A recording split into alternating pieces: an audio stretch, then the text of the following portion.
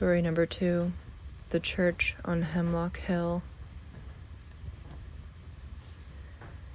They say if you hike deep enough into the backcountry, the woods start to play tricks on you.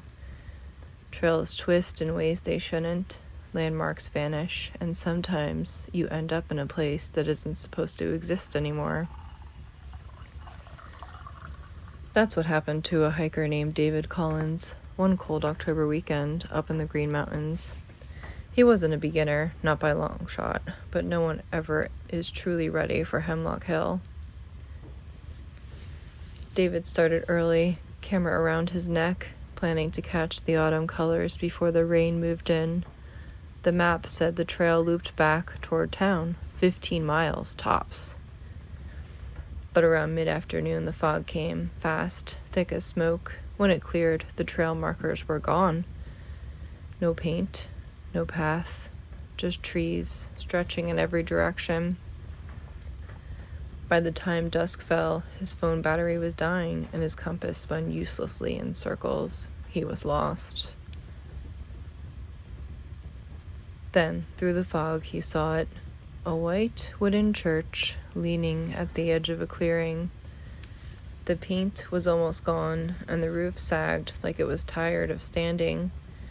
Beside it, swallowed in weeds, lay a cemetery, old marble stones, tilted and cracked, their names nearly erased by time. The church door hung open, creaking back and forth in the wind. Inside, the air was cold and still. Dust floated in the beam of his flashlight. Pews splintered, altar cracked down the middle, but it was shelter. He laid out his sleeping bag in the back pew, telling himself the graves outside were just history, but he didn't really believe that. Sometime after midnight, David woke to the sound of footsteps, slow, heavy, crossing the floorboards at the front of the church. He sat up listening. Hello? No answer, just another step, and another. He pointed his flashlight, but the beam caught nothing but dust. Then came the whispering. Dozens of voices, soft, overlapping, too quiet to understand.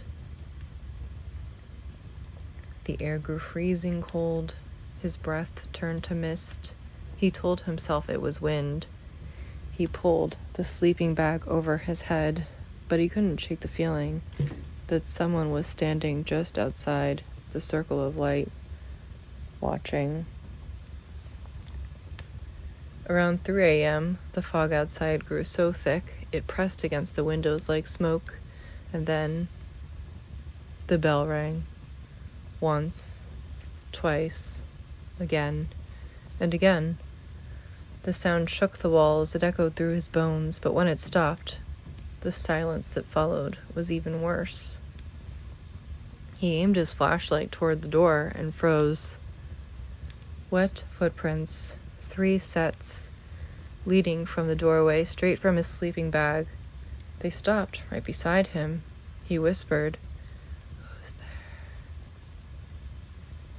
A low whisper reply said, "You." The light flickered. The bell rang once more by itself. The air smelled of wet earth and old stone, like the cemetery outside, and then everything went black. When he woke, the sun was up. The church was quiet.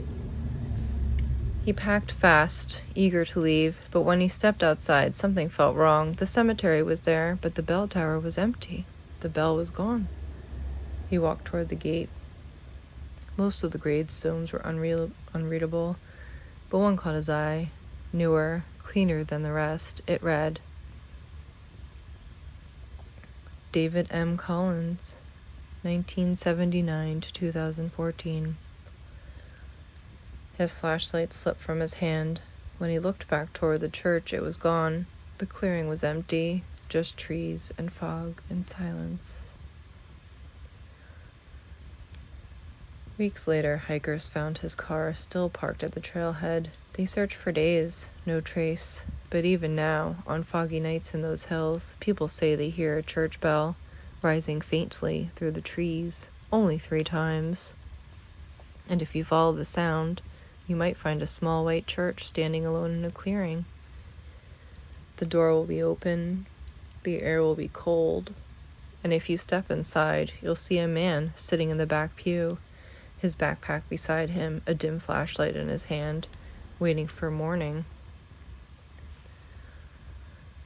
Some trails don't lead you home, they lead you back to where you were meant to stay.